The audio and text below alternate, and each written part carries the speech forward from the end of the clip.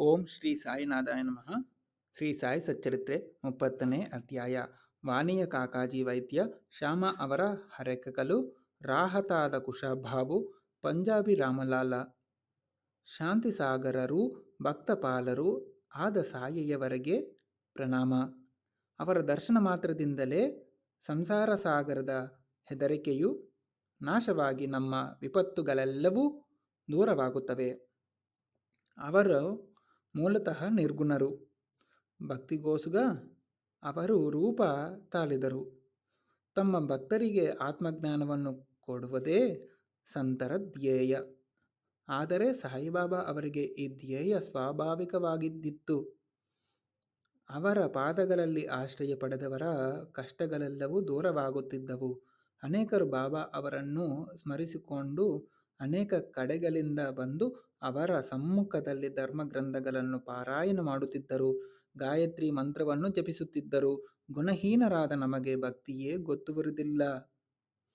ಇತರರು ಕೈಬಿಟ್ಟರೂ ಸಹ ಸಾಯಿಬಾಬಾ ಅವರು ನಮ್ಮ ಕೈ ಬಿಡುವುದಿಲ್ಲ ಎಂಬುದು ನಮಗೆ ತಿಳಿದಿದೆ. ಅವರ ದಯೆಯನ್ನು ಪಡೆದವರು ವಿಚಾರ ವಿವೇಕ ಎಂಬ ಜ್ಞಾನ ಸಂಪಾದನೆ ಮಾಡುತ್ತಾರೆ. ಸಾಯಿಬಾಬಾ ಅವರಿಗೆ ಭಕ್ತರ ಬಯಕೆಗಳು ತಿಳಿದಿವೆ. ಅದನ್ನವರು ಕೈಗೂಡಿಸುತ್ತಾರೆ.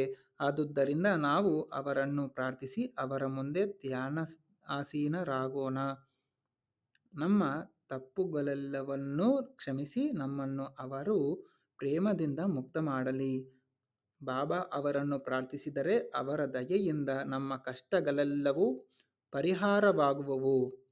ದಯಾಸಾಗರರಾದ ಶ್ರೀ ಸಾಯಿಬಾಬಾ ತಮ್ಮನ್ನು ಅನುಗ್ರಹಿಸಿದುದರ ಫಲವೇ ಶ್ರೀ ಸಾಯಿ ಸಚ್ಚರಿತ್ರೆ ಎಂದು ಹೇಳಿದ್ದಾರೆ ಶ್ರೀ ಹೇಮಾಡ್ ಪಂತರು. ಇಲ್ಲದಿದ್ದರೆ ತಮಗೆ ಇಂದ ಕಾರ್ಯವನ್ನು ಕೈಗೊಳ್ಳುವ ಯೋಗ್ಯತೆ ಇರಲಿಲ್ಲವೆಂದು ಅವರು ಒಪ್ಪಿಕೊಂಡಿದ್ದಾರೆ.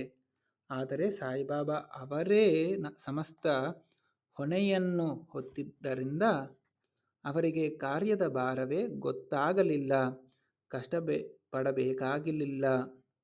ಶಕ್ತಿಯುತವಾದ ಜ್ಞಾನಜ್ಯೋತಿಯು ನುಡಿ ಮತ್ತು ಲೇಖನಿಯನ್ನು ಪ್ರೇರೇಪಿಸುತ್ತಿರುವಾಗ ಅನುಮಾನಕ್ಕೆ ಆಸ್ಪದವಿಲ್ಲ. ಶ್ರೀ ಸಾಯಿಬಾಬಾ ಅವರು ಹೇಮಾಡ್ ಪಂತರ ಸೇವೆಯನ್ನು ಪುಸ್ತಕ ರೂಪದಲ್ಲಿ ಪಡೆದರು. ಇದು ಅವರ ಪೂರ್ವಜನ್ಮದ ಪುಣ್ಯಫಲವೇ ಸರಿ. ಈ ಕೆಳಗಿನ ಕಥೆಯು ಬರೀ ಕಥೆಯಲ್ಲ, ಅಮೃತ. ಇದನ್ನು ಸ್ವಾದಿಸುವವರಿಗೆ ಸಾಯಿಬಾಬಾ ಅವರ ದಿವ್ಯಶಕ್ತಿ ಮಹತ್ವ ಮತ್ತು ಸರ್ವಜ್ಞತ್ವ ಅರ್ಥವಾಗುವವು. ವಾದ ಮಾಡಲಿಚ್ಛಿಸುವವರು ಈ ಕಥೆಯನ್ನು ಓದಿದಿರುವುದೇ ಮೇಲು. ಇಲ್ಲಿ ಬೇಕಾಗಿರುವುದು ತರ್ಕವಲ್ಲ, ನಿಶ್ಚಲ ಭಕ್ತಿ ಮತ್ತು ದೃಢ ವಿಶ್ವಾಸ. ಯಾರು ಸಂತರ ಭಕ್ತರೋ ಅಂದವರಿಗೆ ಈ ಕಥೆ ಪ್ರಿಯವೆನಿಸುತ್ತದೆ. ಇತರರಿಗೆ ಅದು ಕಟ್ಟುಕಥೆಯಂತೆ ತೋರುತ್ತದೆ. ವಾಣಿಯ ಕಾಕಾಜಿ ವೈದ್ಯ. ನಾಸಿಕ್ ಜಿಲ್ಲೆಯ ವಾಣಿಯಲ್ಲಿ ಕಾಕಾಜಿ ವೈದ್ಯರೆಂಬುವರಿದ್ದರು. ಅವರು ಅಲ್ಲಿಯ ಸಪ್ತಶೃಂಗಿಯ ದೇವತೆಯ ಆರಾಧಕರಾಗಿದ್ದರು. ಅವರಿಗೆ ಕಷ್ಟಗಳ ಮೇಲೆ ಕಷ್ಟಗಳು ಬಂದು ಮನಸ್ಸು ಸ್ಥಿಮಿತದಲ್ಲಿರಲಿಲ್ಲ. ಒಂದು ದಿನ ಸಂಜೆ ದೇವತೆಯ ಗುಡಿಗೆ ಹೋಗಿ ತಮ್ಮ ಚಿಂತೆಯನ್ನು ಹೋಗಲಾಡಿಸಿ ಮನಸ್ಸಿಗೆ ಶಾಂತಿ ದೊರಕಿಸುವಂತೆ ಅವರು ದೇವಿಗೆ ಪ್ರಾರ್ಥಿಸಿದರು. ದೇವತೆಯು ಅವರ ಭಕ್ತಿಗೆ ಮೆಚ್ಚಿ ಅದೇ ರಾತ್ರಿ ಅವರ ಸ್ವಪ್ನದಲ್ಲಿ ಗೋಚಾರವಾಗಿ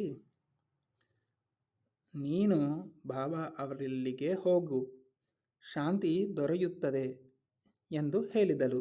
ಈ ಬಾಬಾ ಯಾರು ಎಂದು ಕೇಳುವರಷ್ಟರಲ್ಲಿ ಅವರು ಎಚ್ಚೆತ್ತರು. ನಂತರ ಬಾಬಾ ಅಂದರೆ ತ್ರಯಂಬಕೇಶ್ವರ ಎಂದು ಭಾವಿಸಿ ಅವರು ಅಲ್ಲಿಗೆ ಹೋಗಿ 10 ದಿನಗಳವರೆಗೆ ನೆಲೆಸಿದರು. ಅಲ್ಲಿರುವಾಗ ಪ್ರತಿದಿನವೂ ಸ್ನಾನ ಮಾಡಿ ಶಿವಲಿಂಗಕ್ಕೆ ಅಭಿಷೇಕ ಮಾಡಿ ಪೂಜೆ ಮಾಡುತ್ತಿದ್ದರು. ಆದರೂ ಶಾಂತಿ ದೊರೆಯಲಿಲ್ಲ. ನಂತರ ತಮ್ಮ ಊರಿಗೆ ಮರಳಿ ಬಂದು ಪುನಃ ದೇವತೆಯನ್ನು ಪ್ರಾರ್ಥಿಸಿದರು. ಅದೇ ರಾತ್ರಿ ಆ ದೇವತೆ ಮತ್ತೆ ಕನಸಿನಲ್ಲಿ ಕಾಣಿಸಿಕೊಂಡು ತ್ರಯಂಬಕೇಶ್ವರಕ್ಕೆ ಏಕೆ ಹೋದೆ? ನಾನು ಹೇಳಿದ್ದು ಬಾಬಾ ಅವರಲ್ಲಿಗೆ, ಅಂದರೆ ಶಿರಡಿಯ ಶ್ರೀ ಸಾಯಿಬಾಬಾ ಎಂದು ಹೇಳಿ ಮಾಯವಾದಳು. ಶಿರಡಿಗೆ ಹೇಗೆ ಹೋಗುವುದು, ಅವರನ್ನು ಸಂದರ್ಶಿಸುವುದು ಹೇಗೆ ಎಂಬುದೇ ಅವರಿಗೆ ಸಮಸ್ಯೆಯಾಯಿತು.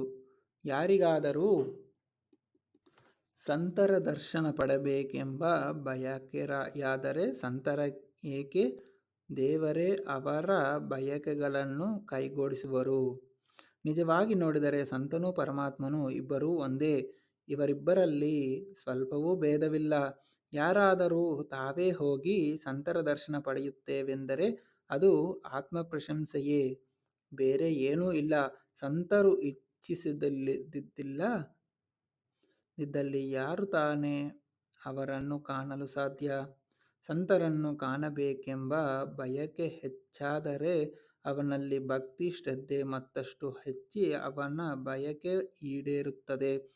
ನಮ್ಮ ಮನೆಗಳಿಗೆ ಯಾರನ್ನಾದರೂ ಆಮಂತ್ರಿಸಿದರೆ ಅವರ ಸ್ವಾಗತಕ್ಕೆ ನಾವು ಎಲ್ಲವನ್ನೂ ಅಣಿಮಾಡಿಕೊಂಡಿರುತ್ತಿರುವ ಹಾಗೆ ಕಾಕಾಜಿ ವೈದ್ಯರ ಬರುವಿಗಾಗಿ ಶಿರಡಿಯಲ್ಲಿ ಎಲ್ಲವೂ ಸಿದ್ಧವಾಗಿತ್ತು. ಶ್ಯಾಮ ಅವರ ಹರಕೆಗಳು. ಕಾಕಾಜಿಯವರು ಈ ರೀತಿ ಯೋಚಿಸುತ್ತಿರುವಾಗ ಅವರನ್ನು ಶಿರಡಿಗೆ ಕರೆದುಕೊಂಡು ಹೋಗಲೊಸುಗ ಅಪರಿಚಿತನೊಬ್ಬನು ಅವರ ಮನೆಗೆ ಬಂದನು. ಅವರೇ ಬಾಬಾರವರ ಪರಮಭಕ್ತ ಶ್ಯಾಮ. ಅವರು ಆ ಸಮಯಕ್ಕೆ ಸರಿಯಾಗಿ ಕಾಕಾಜಿಯವರ ಮನೆಗೆ ಹೇಗೆ ಬಂದರೆಂಬುದನ್ನು ಈಗ ನೋಡೋಣ. ಚಿಕ್ಕಂದಿನಲ್ಲಿ ಶ್ಯಾಮ ಅವರಿಗೆ ಬಹಳ ಜ್ವರ ಬಂದಾಗ ಅವರ ತಾಯಿಯು ಮಗನಿಗೆ ಗುಣವಾಗಲಿ ಎಂದು ತಮ್ಮ ಕುಲದೇವತೆಯಾದ ಸಪ್ತಶೃಂಗಿಗೆ ಹರಕೆಯನ್ನು ಹೊತ್ತಿದ್ದರು. ಅಂದರೆ ಜೊತೆಯಲ್ಲಿ ಮಗನನ್ನು ಕರೆದುಕೊಂಡು ಬಂದು ದೇವಿಯ ಪಾದಗಳಿಗೆ ಅರ್ಪಿಸಿ ಸೇವೆ ಮಾಡುತ್ತಾನೆಂದು ಬೇಡಿಕೊಂಡಿದ್ದಳು.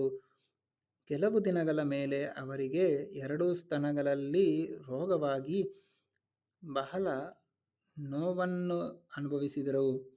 ಆಗ ಅವರು ಸಪ್ತಶೃಂಗಿಗೆ ಬೆಳ್ಳಿಯ ಸ್ತನಗಳನ್ನು ಮಾಡಿಸಿ ಅರ್ಪಿಸುವೆನೆಂದು ಬೇಡಿಕೊಂಡಿದ್ದರು. ಆದರೆ ಈ 2 ಹರಕೆಗಳನ್ನು ಪೂರೈಸಿರಲಿಲ್ಲ.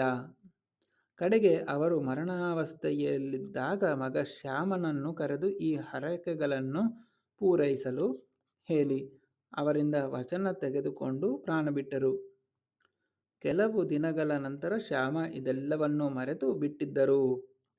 ಹೀಗೆ 30 ವರ್ಷಗಳು ಕಳೆದವು. ಆ ಕಾಲಕ್ಕೆ ಸರಿಯಾಗಿ ಪ್ರಸಿದ್ಧ ಜ್ಯೋತಿಷಿಯೊಬ್ಬರು ಶಿರಡಿಗೆ ಬಂದು ತಂಗಿದರು. ಅವರು ಹೇಳಿದ ಭವಿಷ್ಯವು ಶ್ರೀಮಾನ್ ಬೂಟಿ ಮತ್ತಿತರ ವಿಷಯದಲ್ಲಿ ನಿಜವಾಗಿತ್ತು. ಶ್ಯಾಮ ಅವರ ತಮ್ಮ ಬಾಪಾಜಿಯವರಿಗೆ, ಆ ಜ್ಯೋತಿಷಿ ನಿಮ್ಮ ಅಣ್ಣ ಸಪ್ತಶೃಂಗಿಗೆ 2 ಹರಕೆಗಳನ್ನು ಸಲ್ಲಿಸುವೆನೆಂದು ನಿಮ್ಮ ತಾಯಿಗೆ ವಾಗ್ದಾನ ಮಾಡಿರುತ್ತಾರೆ. ಆದರೆ ಅವುಗಳನ್ನು ಇನ್ನೂ ಸಲ್ಲಿಸಲಿಲ್ಲ ಎಂದು ಹೇಳಿದರು. ಬಾಪಾಜಿಯು ಶ್ಯಾಮ ಅವರಿಗೆ ಈ ಬಗ್ಗೆ ತಿಳಿಸಿದರು. ಇನ್ನು ಕಾಲ ವಿಳಂಬ ಮಾಡುವುದು ಸರಿಯಲ್ಲ ಎಂದು ತಿಳಿದು ಶ್ಯಾಮ ಅಕ್ಕಸಾಲಿಗನ ಬಳಿ ಹೋಗಿ 2 ಬೆಳ್ಳಿಯ ಸ್ತನಗಳನ್ನು ಮಾಡಿಸಿದರು. ನಂತರ ತಾವು ಸಪ್ತಶೃಂಗಿ ಎಂದು ಭಾವಿಸಿದ್ದ ಬಾಬಾರವರ ಹತ್ತಿರ ಹೋಗಿ ಅವುಗಳನ್ನು ಅವರ ಮುಂದಿಟ್ಟು ತಮ್ಮನ್ನ ಕೃತಾರ್ಥರನ್ನಾಗಿ ಮಾಡುವಂತೆ ಬೇಡಿದರು. ಆಗ ಬಾಬಾರವರು, ನೀನೇ ಸ್ವತಃ ವಾಣಿಗೆ ಹೋಗಿ ಸಪ್ತಶೃಂಗಿಯ ದೇವಿಗೆ ಅವುಗಳನ್ನು ಅರ್ಪಿಸಿ ಬಾ ಎಂದರು. ಈ ರೀತಿ ಬಾಬಾರವರ ಆಶೀರ್ವಾದವನ್ನು ಪಡೆದು ವಾಣಿಗೆ ಬಂದು ಅರ್ಚಕರನ್ನು ಹುಡುಕುತ್ತಾ ಕಾಕಾಜಿ ಕಡೆಗೆ ಬಂದರು. ಆಗ ಕಾಕಾಜಿಯವರಿಗೂ ಬಾಬಾ ಅವರನ್ನು ಕಾಣಬೇಕೆಂಬ ಕಳವಳ ಹೆಚ್ಚಾಗಿತ್ತು. ಆ ಸಮಯಕ್ಕೆ ಸರಿಯಾಗಿ ಶ್ಯಾಮ ತಮ್ಮ ಕಾರ್ಯಾರ್ಥವಾಗಿ ಅಲ್ಲಿಗೆ ಬಂದರು. ಕಾಕಾಜಿಯವರು ಶ್ಯಾಮ ಅವರ ಊರು, ಕುಲ ಮತ್ತು ಗೋತ್ರಗಳನ್ನು ವಿಚಾರಿಸಿ ನಂತರ ಅವರನ್ನು ಆನಂದದಿಂದ ತಬ್ಬಿಕೊಂಡರು. ಅವರ ಪ್ರೀತಿ ಚಿಮ್ಮಿತ್ತು. ಶ್ಯಾಮ ತಮ್ಮ ಹರಕೆ ಪೂರೈಸಿ ಪೂಜೆ ಮಾಡಿ ಮುಗಿದ ನಂತರ ಇಬ್ಬರೂ ಸಾಯಿ ಲೀಲೆಗಳ ಕುರಿತು ಮಾತನಾಡಿದರು. ನಂತರ ಇಬ್ಬರೂ ಶಿರಡಿಗೆ ಹೊರಟರು. ಮಸೀದಿ ತಲುಪಿದ ಕೂಡಲೇ ಕಾಕಾಜಿಯವರು ಬಾಬಾ ಅವರ ಪಾದಗಳಿಗೆ ನಮಸ್ಕರಿಸಿದರು. ದೇವತೆ ವಾಣಿಯಂತೆ ಬಾಬಾ ಅವರ ದರ್ಶನ ಪಡೆದ ಮರುಕ್ಷಣದಲ್ಲಿಯೇ ಅವರ ಮನಸ್ಸು ನೆಮ್ಮದಿ ಪಡೆಯಿತು. ಅವರು ಆನಂದ ಪರವಶರಾದರು. ಆಗ ಕಾಕಾಜಿ, ಇದೆಂತಹ ಅದ್ಭುತ ಶಕ್ತಿ! ಬಾಬಾ ಏನನ್ನೂ ಹೇಳಲಿಲ್ಲ, ಪ್ರಶ್ನೋತ್ತರಗಳಿಲ್ಲ, ಆಶೀರ್ವಾದ ಹೇಳಲಿಲ್ಲ, ಕೇವಲ ದರ್ಶನ ಮಾತ್ರದಿಂದಲೇ ನನಗೆ ಇಷ್ಟು ಸಂತೋಷ ಆಯಿತು ಎಂದುಕೊಂಡರು.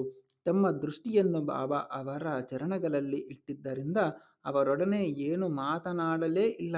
ಬಾಬಾ ಅವರ ಲೀಲೆಗಳನ್ನು ಕೇಳುತ್ತಾ ಆನಂದ ಪರವಶರಾದರು. ಬಾಬಾ ಅವರಲ್ಲಿ ಸಂಪೂರ್ಣ ಶರಣಾಗತಿಯನ್ನು ಹೊಂದಿ ಚಿಂತೆಯಿಂದ ಮುಕ್ತರಾಗಿ ಶಾಂತಿಯನ್ನು ಪಡೆದರು. ಶಿರಡಿಯಲ್ಲಿ 12 ದಿನಗಳ ಕಾಲ ಉಳಿದ ನಂತರ ಬಾಬಾ ಅವರ ಆಶೀರ್ವಾದ ಮತ್ತು ಊದಿಯನ್ನು ಪಡೆದು ಸ್ವಗ್ರಾಮಕ್ಕೆ ಹಿಂತಿರುಗಿದರು. ರಾಹತಾದ ಕುಶಾಲಭಾವು. ಬೆಳಗಿನ ಜಾವದ ಕನಸು ಸಾಮಾನ್ಯವಾಗಿ ನನಸಾಗುವುದೆಂದು ಕೆಲವರ ನಂಬಿಕೆ. ಆದರೆ ಬಾಬಾ ಅವರ ಕನಸುಗಳಿಗೆ ಕಾಲದ ಪರಿಮಿತಿ ಇರಲಿಲ್ಲ. ಬಾಬಾ ಅವರು ಒಂದು ದಿನ ಕಾಕಾ ಸಾಹೇಬರನ್ನು ಕುರಿತು ರಾಹತಾದ ಕುಶಾಲಭಾವುರನ್ನು ನೋಡಿ ಬಹು ದಿನಗಳಾದವು ಎಂದು ಹೇಳಿ ಅವರನ್ನು ಶಿರಡಿಗೆ ಕರೆತರುವಂತೆ ಆಜ್ಞಾಪಿಸಿದರು. ಅದರಂತೆ ಕಾಕಾ ಸಾಹೇಬರು ಟಾಂಗಾ ಮಾಡಿಕೊಂಡು ರಹತಾಕ್ಕೆ ಹೋಗಿ ಕುಶಾಲಭಾವು ಅವರಿಗೆ ಬಾಬಾ ಅವರ ಸಂದೇಶ ತಿಳಿಸಿದರು. ಇದನ್ನು ಕೇಳಿದ ಕುಶಾಲಭಾವು ಅಚ್ಚರಿಗೊಂಡರು. ಆಗ ತಾನೇ ಊಟ ಮಾಡಿ ಮಲಗಿದಾಗ ಬಾಬಾ ಅವರ ಕನಸಿನಲ್ಲಿ ಕಾಣಿಸಿಕೊಂಡು ಶಿರಡಿಗೆ ಬಾ ಎಂದರು ಎಂದು ತಮಗೆ ಬಿದ್ದ ಕನಸನ್ನು ವಿವರಿಸಿದರು. ಕುದುರೆ ಇರಲಿಲ್ಲ. ಆದುದರಿಂದ ಬಾಬಾರವರಿಗೆ ತಿಳಿಸಿ ಬರಲು ನನ್ನ ಮಗನನ್ನು ಕಳುಹಿಸಿದ್ದೇನೆ ಎಂದು ಹೇಳಿದರು. ದೀಕ್ಷಿತರು ನಿಮ್ಮನ್ನು ಕರೆದುಕೊಂಡು ಹೋಗಲು ಸುಖವೇ? ನಾನು ಈಗ ಬಂದಿದ್ದೇನೆ ಎಂದರು. ನಂತರ ಇಬ್ಬರು ಶಿರಡಿಗೆ ಬಂದರು. ಪಂಜಾಬಿ ರಾಮಲಾಲ. ಒಂದು ಸಾರಿ ಮುಂಬಯಿಯ ಪಂಜಾಬಿ ಬ್ರಾಹ್ಮಣರಾದ ರಾಮಲಾಲರಿಗೆ ಬಾಬಾ ಅವರು ಕನಸಿನಲ್ಲಿ ಕಾಣಿಸಿಕೊಂಡರು. ಅವರಿಗೆ ಶಿರಡಿಗೆ ಬರುವಂತೆ ಹೇಳಿದರು. ಬಾಬಾ ಅವರು ಅವರಿಗೆ ಸತ್ಪುರುಷರಂತೆ ಕಾಣಿಸಿಕೊಂಡರು. ಅವರಿಗೆ ಹೋಗಲು ಇಚ್ಛೆಯಾಯಿತು. ಆದರೆ ಎಲ್ಲಿಗೆ ಹೋಗಬೇಕೆಂಬುದನ್ನು ತಿಳಿಯದಾಯಿತು. ಯಾರು ದರ್ಶನಕ್ಕೆ ಆಹ್ವಾನಿಸುತ್ತಾರೆಯೋ ಅವರು ಎಲ್ಲವನ್ನೂ ಸಜ್ಜುಗೊಳಿಸುತ್ತಾರಷ್ಟೇ. ಇಲ್ಲಿಯೂ ಸಹ ಅದೇ ರೀತಿಯಾಯಿತು. ಅದೇ ದಿನ ಮಧ್ಯಾಹ್ನ ಒಂದು ಅಂಗಡಿಯಲ್ಲಿದ್ದ ಬಾಬಾ ಅವರ ಫೋಟೋವನ್ನು ರಾಮಲಾಲ ನೋಡಿದರು. ಫೋಟೋ ಕನಸಿನಲ್ಲಿ ಕಾಣಿಸಿಕೊಂಡ ಸತ್ಪುರುಷರನ್ನು ಹೋಲುತ್ತಿತ್ತು. ಈ ಬಗ್ಗೆ ವಿಚಾರಿಸಿದಾಗ ಆ ಫೋಟೋ ಶಿರಡಿಯ ಶ್ರೀ ಸಾಯಿಬಾಬಾ ಅವರದೆಂದು ಗೊತ್ತಾಗಲು ಮರುದಿನವೇ ರಾಮಲಾಲ ಶಿರಡಿಗೆ ಪ್ರಯಾಣ ಮಾಡಿದರು. ನಂತರ ಕೊನೆಯವರೆಗೆ ಅವರು ಶಿರಡಿಯಲ್ಲಿಯೇ ವಾಸ ಮಾಡಿದರು. ಈ ರೀತಿ ಬಾಬಾ ತಮ್ಮ ಭಕ್ತರನ್ನು ಶಿರಡಿಗೆ ಬರಮಾಡಿಕೊಂಡು ಅವರವರ ಬಯಕೆಗಳನ್ನು ಈಡೇರಿಸುತ್ತಿದ್ದರು. ಶ್ರೀ ಸಾಯಿ ಪ್ರಣಾಮ. ಶ್ರೀ ಸಚ್ಚಿದಾನಂದ ಸಮರ್ಥ ಸದ್ಗುರು ಸಾಯಿನಾಥ್ ಮಹಾರಾಜ್ ಕಿ ಜೈ. ಹರಿ ಓಂ. ಗುರುದೇವ ದತ್ತ ಕಿ ಜೈ.